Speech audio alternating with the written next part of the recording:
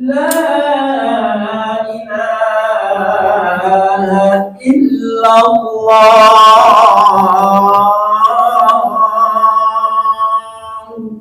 La ilaha illallah.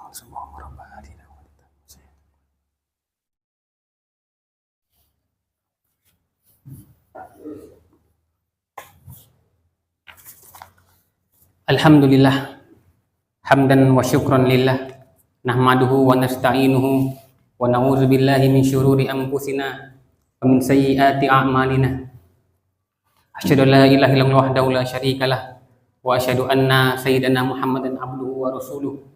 Allahumma shalli wa sallim wa barik ala sayyidina Muhammadin wa ala alihi wa ashabihi wa man tabi'uhum bi ihsani ila yaumiddin. Amma ba'd.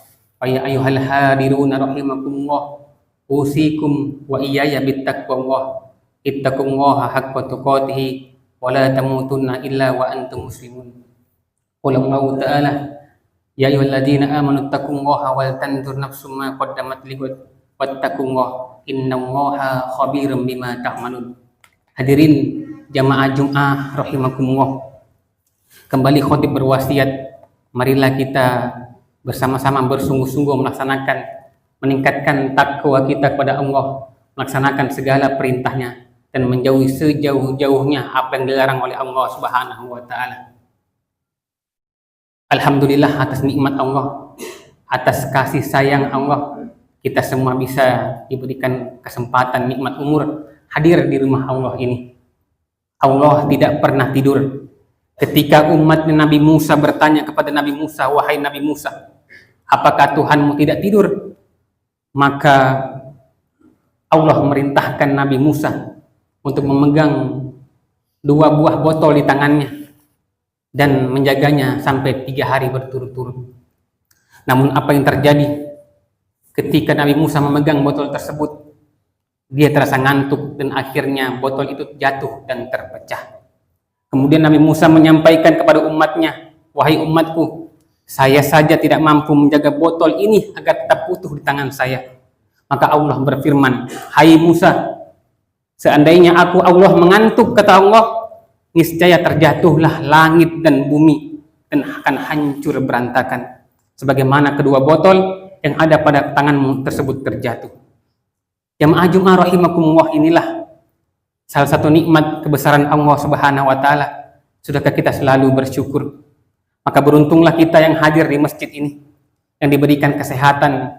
Adakah di antara kita yang datang ke masjid ini dengan tongkat atau dengan kursi roda? Dan kabar baiknya adalah semakin jauh kita melangkah menuju masjid ini, maka ganjaran pahalanya semakin besar. Pahala orang yang datang berjalan ke masjid untuk sholat berjamaah, kata Nabi, 1 langkah kakinya akan menghapuskan dosanya, dan langkah kakinya yang lain akan meninggikan derajatnya. Hadis riwayat Muslim. 1 langkah kaki kanan kita melangkah menuju masjid ini, Allah menghapus dosa kita. 1 langkah kiri kita melangkah ke masjid ini, maka Allah angkat derajat kita. Maka semoga Allah Subhanahu wa taala selalu menjaga amal-amal kita ini dan menguatkan kita untuk terus taat, istiqomah beribadah kepada Allah Subhanahu wa taala. Amin ya rabbal alamin. Jamaah Jumat rahimakumullah, salawat dan salam mari kita haturkan kepada Nabi besar Muhammad sallallahu alaihi wasallam, terutama di hari Jumat ini. Man shalla alayya salatan sallallahu alaihi asra salawat. Barang siapa yang salawat 1 kali kepada Nabi, maka Allah akan salawat kepadanya 10 kali. Artinya Allah memberikan rahmatnya 10 kali lipat. Bagaimana jika kita mampu salawat 10 kali sehari atau bahkan ratusan kali? Tentu saja kita sangat akan menerima begitu derasnya rahmat Allah Subhanahu wa taala. Bahkan dalam hadis yang lain dikatakan, barang siapa bersolawat maka dijauhkan darinya kesulitan. Bahkan dikisahkan ada orang yang non-muslim minta amalan kepada ulama agar usaha bisnisnya lancar, dan ulama tersebut memberikan amalan yaitu solawat kepada orang non-muslim tadi. Dan beberapa waktu kemudian orang tersebut kembali kepada ulama tersebut dan mengucapkan terima kasih dan memberikan hadiah atas amalan solawat yang dia diberikan. Artinya apa? Artinya solawat ini betul-betul memberikan bukti, bukan hanya kepada kita orang-orang yang beriman, tetapi kepada untuk semua manusia. Bedanya hanya saja mereka hanya menerima di dunia, tapi kita yang beriman mendapatkan pahalanya sampai di hari kiamat. Jamaah Jum'ah rahimakumullah, pada kesempatan khutbah kali ini khotib akan mengiaskan suatu hal tentang pelabuhan dan kapalnya. Di sebuah pelabuhan berdiri seperti biasa pagi itu, dengan dermaga yang kokoh, yang airnya tenang, lentera-lentera kuningnya masih berkedip pelan, bau garam tali-tali basah menggantung di udara. Sebuah kapal yang selama bertahun-tahun bersandar di sana perlahan melepaskan tambatannya. Suara mesinnya menderum, asap putih mengepul dari cerobongnya membumbung ke langit. Pelabuhan itu merasakan getaran terakhir di dermaganya saat kapal tersebut pergi. Sebuah getaran yang terasa seperti jantung yang berdetak pelan. Ia sedih karena merasa ditinggalkan.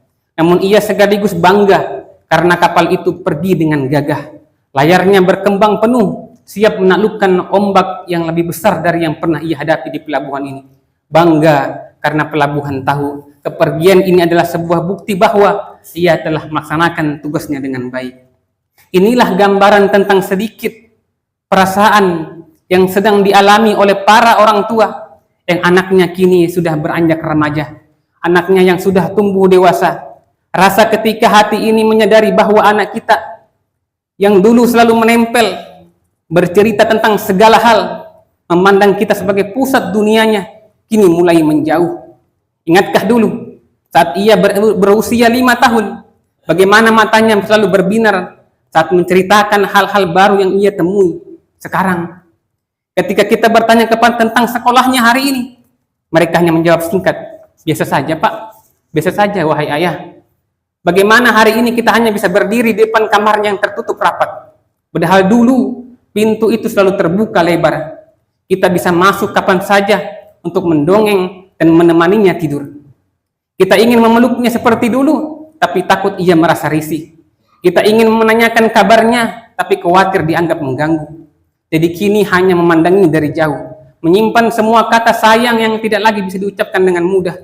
Maka jamaah, semua ini adalah proses yang wajar. Remaja sedang membentuk identitas diri. Mereka mulai mencari otonomi, menjauh dari ketergantungan masa anak-anaknya. Ini alamiah dan perlu sebagai bahan dari tumbuhnya dewasanya. Justru kita sebagai orang tua seringkali keliru menilai ini sebagai menjauh. Padahal yang terjadi adalah pencarian batas diri. Sebetulnya kurang tepat jika disebut kehilangan, tapi lebih tentang cinta yang berubah bentuknya saja. Dulu cinta itu diekspresikan dengan menggenggam erat tangannya saat mereka menyeberangi jalan. Kini cinta itu orang tua sudah harus berubah bentuknya, menjadi doa di keheningan malam, doa ketika sujud 5 waktu, menjadi ruang yang lapang saat mereka butuh pulang, menjadi kepercayaan bahwa mereka bisa melewati hidup dengan bekal yang telah kita berikan.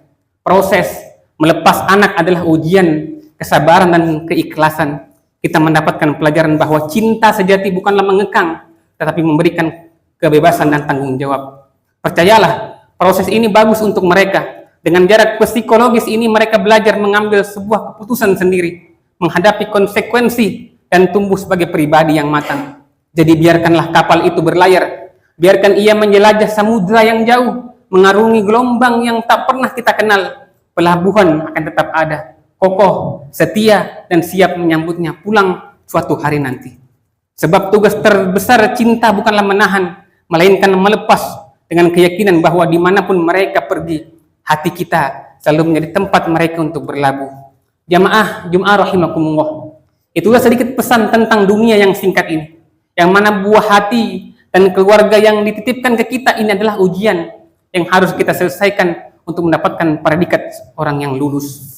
Jamaah Jum'ah rahimakumullah, sebagaimana yang pernah khotib sampaikan di khutbah yang lalu, ketika seorang murid bertanya kepada gurunya, wahai guru, mengapa di dunia ini kita membeli harus antri, beli bensin harus antri, beli beras harus antri, mendapatkan makanan juga harus bekerja keras? Maka sang guru bertanya, tahu nggak apa tujuan Allah menciptakan kita di dunia ini? Maka muridnya menjawab, untuk beribadah wahai guru. Dan gurunya belum membenarkannya. Lalu dia menjawab lagi, wahai guru, untuk dijadikan khalifah pemimpin di muka bumi ini. Namun gurunya juga tidak membenarkannya dan berkata, Allah menciptakan kita manusia ini untuk disayang, untuk dimanja, sebagaimana kakek kita Nabi Adam ketika diciptakan oleh Allah ditempatkan langsung dalam surga.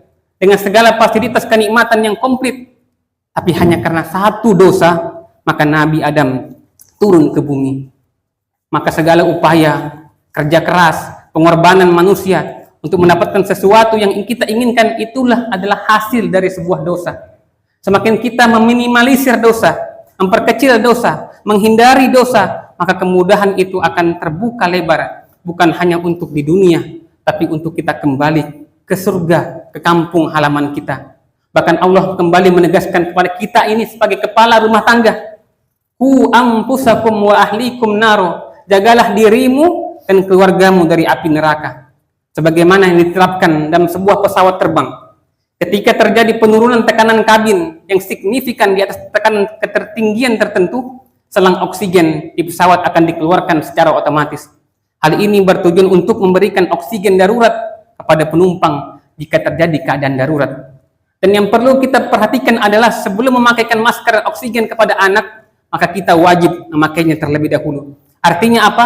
Selamatkan diri kita terlebih dahulu, baru kemudian anak keluarga kita. Inilah salah satu ilmu yang diterapkan dari Al-Quran. Maka kembali ke ayat di atas, jika kita ingin masuk ke dalam surga, kampung halaman kita, membawa keluarga kita, maka diri kita ini terlebih dahulu harus kita jadikan panutan, menjadi contoh untuk anak-anak kita. Menjaga sholat, terutama di depan anak-anak kita, berkata-kata yang baik dengan istri ketika berada di rumah, dan lain sebagainya. Maka timbul satu pertanyaan, silakan jawab, jamaah jawab sendiri dalam hati masing-masing. Jamaah pilih yang mana? Sukses di kantor tapi anak-anak di rumah tidak mengenal kita. Di kantor hebat, pekerjaan hebat, mendapatkan penghargaan banyak dari kantor, tapi anak di rumah tidak kenal dengan ayahnya, sehingga mencari perhatian di luar rumahnya. Jika benar ini yang terjadi, maka segera kita perbaiki. Kita yang cari harta di kantor, mencari harta di luar rumah untuk dibawa pulang ke rumah, maka ketika di rumah jadilah pahlawan untuk anak istri kita. Masalah di kantor, rasa capek di kantor, kesal emosi yang di kantor harus redup saat tiba di rumah, sehingga anak-anak yang sudah menunggu kita pulang tidak kena imbas atas kemarahan kita di kantor, dan rumah menjadi sakinah, mawaddah, warohmah, penuh ketenangan dan kasih sayang. Akhirnya di khutbah yang singkat ini ada sebuah kisah dari Nabi Isa alaihissalam. Ketika Nabi Isa alaihissalam melewati kuburan dan menyaksikan malaikat sedang menyiksa orang yang dikubur itu, dan ketika Nabi Isa kembali suatu waktu melintasi kuburan yang sama, dalam perjalanan pulangnya beliau alaihissalam terkejut bahwa kali ini kuburan tersebut ada malaikat rahmat sedang menerangi kuburannya. Takjub dengan perbedaan yang beliau lihat, Nabi Isa berdoa memohon kepada Allah. Allah menjawab, wahai Nabi Isa, hambaku ini seorang pendosa.